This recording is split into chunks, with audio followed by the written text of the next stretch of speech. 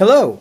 It is the second Thursday after Pentecost, and our reading today is out of 2 Corinthians chapter 8, verses 1 to 16. Here, Paul changes his tone a bit as he begins to urge the Corinthians to take up a collection for the church in Jerusalem. He's talked about this actually at the end of 1 Corinthians as well. And he urges them by letting them know that the churches in Macedonia, that would be churches like Thessalonica and Philippi, have already taken up generous collections, and so the Corinthians should do the same to ease the burden of the church in Jerusalem.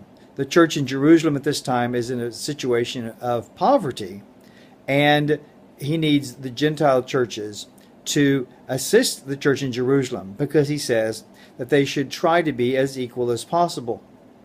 Now, this is an idea that really kind of goes against the grain of a lot of our Western and American thinking, that we should try to make sure that everybody has about the same amount. But that's what Paul emphasizes here, really, that the churches in Asia and the churches in Greece shouldn't have so much more than the church in Jerusalem. After all, the church in Jerusalem has given them a great deal, primarily by sending out people like Paul to evangelize them. And so they should be happy to take care of that need in Jerusalem. And really, Paul is saying that the other churches have given beyond really their ability to do so.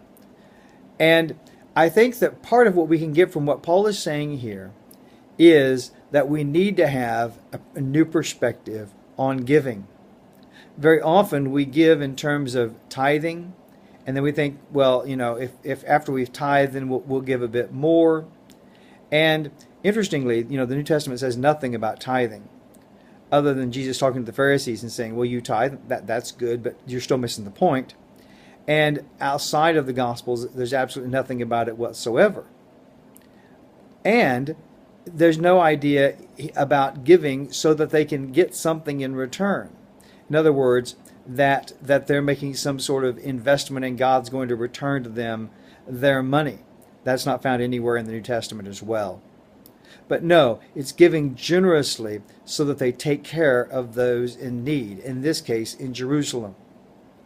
You know, the level of giving from the Old Testament to the New Testament should be one of increase. That's one reason why tithing is never mentioned in the New Testament. It's just a non sequitur. It's just not even considered, because living in Christ is living so far beyond the law that there's just no question that you give so that you take care of the needs of the church. We live far below God's plan in the church in the New Testament when we focus on tithes and thinking that we're then giving God something a little extra. But in fact, if we've been purchased by Christ, if we are Christ, if we've been bought with a price, then everything that we have is Christ, and that should be reflected in our giving and to whom we give and how we give. And we should be looking, like Paul is urging the Corinthians, to take care of the needs of others. I want to encourage you with that word today, and I look forward to seeing you tomorrow.